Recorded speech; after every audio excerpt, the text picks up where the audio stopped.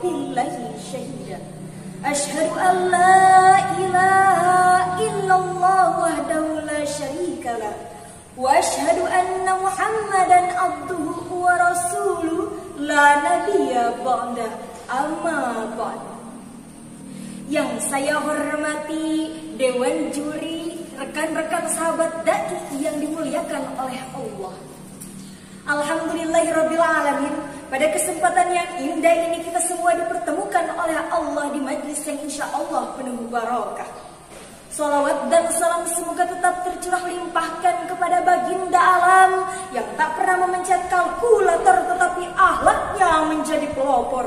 Beliaulah Nabi Muhammad sallallahu alaihi wasallam. Semoga kita kelak mendapatkan syafaatnya di hari kiamat nanti. Amin ya rabbal alamin.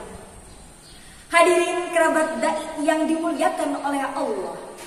Semakin pesatnya perkembangan zaman ditandai dengan semakin pesatnya perkembangan ilmu pengetahuan dan semakin hebatnya kecanggihan teknologi. Ternyata membuat kemerosotan moral bangsa menjadi satu wacana sosial yang semakin lama kian meningkat. Di mana banyak orang dengan teganya meninggalkan perintah agama, pembunuhan terjadi di mana-mana, korupsi, kolusi, nepotisme kian merajalela. Bahkan ada seorang ayah yang dengan tega merenggut kehormatan anak kandungnya sendiri. Di mana akhlak mereka? Bagaimana dengan pendidikan moral mereka? Apakah tak ada orang yang menyeru mereka untuk selalu taat kepada ajaran agama? Berbicara tentang pemuda, erat kaitannya dengan masa muda, yang mana masa muda merupakan masa yang paling tepat untuk senantiasa taat kepada Allah sang pemilik nikmat. Hal ini seirama dengan pendapat seorang ulama tafsir Al-Quran, yakni Syekh Abu Al-Fida Ibn bin Kathir. Beliau menyatakan dalam kitab tafsirnya, Syabban wa huwa quwwatu ba'da ta'at, bahwa masa muda merupakan masa yang penuh dengan kekuatan, telah sebelumnya merupakan masa yang penuh dengan kelemahan. Maka pantaslah jika proklamator kita Bung Karno pernah berkata, "Keep me sane, be word, set the word." Berikanlah aku 10 pemuda, maka niscaya akan kita goncangkan dunia ini dengannya.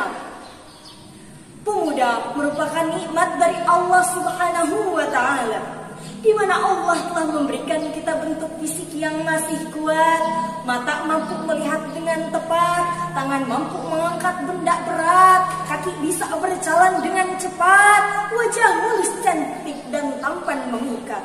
Maka gunakanlah wahai generasi muda untuk senantiasa taat kepada Allah yang maha hebat. Hadirin rahimakumullah.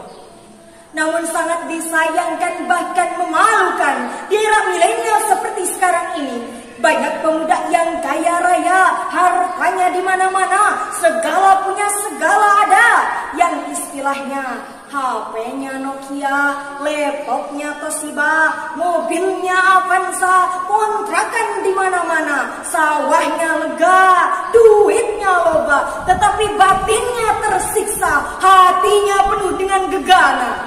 Dikarenakan terjerumus dalam jurang narkoba dan terbujuk rayuan wanita. Lalu bagaimana caranya agar kita sebagai generasi muda untuk senantiasa berdakwah menuju khairul ummah? Jawabannya, izinkanlah saya menyampaikan sebuah tema dalam rangka acara Festival Lomba Dai Milenial Pondok Pesantren At-Tadkir dengan tema Peran Pemuda dalam Berdakwah Menuju Khairul Ummah. Hadirin kerabat dai yang dimuliakan oleh Allah, Rasulullah Muhammad SAW bersabda, "Balighu anni walau ayah." Sampaikanlah apapun yang berasal dariku meskipun hanya 1 ayat. Hadis Nabi ini mengandung perintah yang tegas bagi setiap umat Islam, bagi para pengikutnya untuk menyampaikan kebaikan dan kebenaran. Kebenaran harus ditegakkan, kebaikan harus diserukan, dan nilai-nilai kesucian serta kemuliaan harus ditebarkan.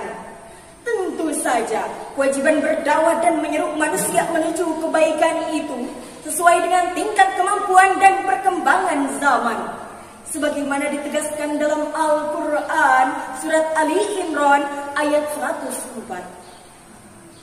A'udzu billahi minasyaitonir rajim. Bismillahirrahmanirrahim. Wa takum minkum ummatun yad'una ilal khairi wa ya'muruna bil ma'rufi wa yanhauna 'anil munkar. Wa ulaika humul muflihun. Shadaqallahul 'adzim.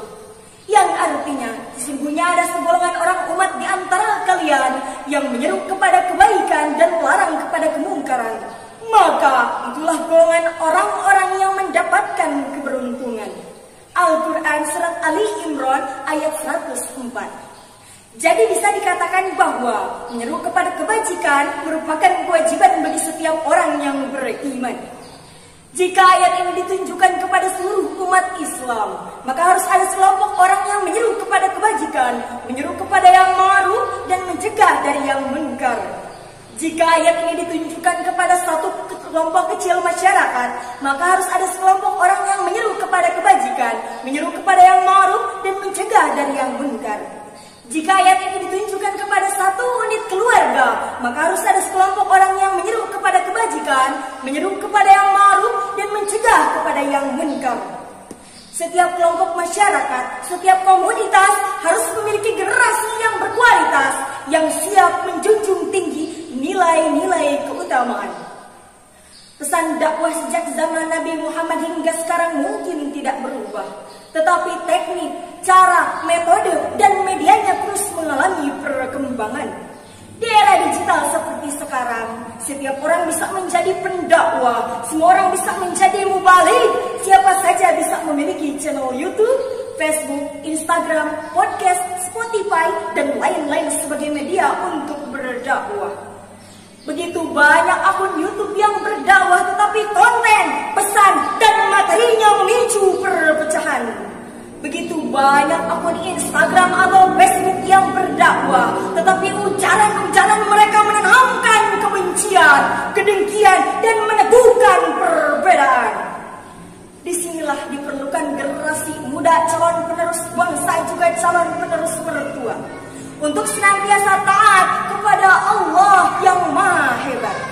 Disinilah diperlukan kebijaksanaan, kelembutan, dan kesantunan dalam berdakwah, sehingga dakwah yang dilakukan dapat membangun persatuan, perdamaian, dan kemakmuran di tengah masyarakat. Mungkin sekian dakwah yang dapat saya sampaikan. Mohon maaf bila ada kesalahan dan kekurangan. Ditutup billahi taufiq wal hidayah. Wassalamualaikum warahmatullahi wabarakatuh.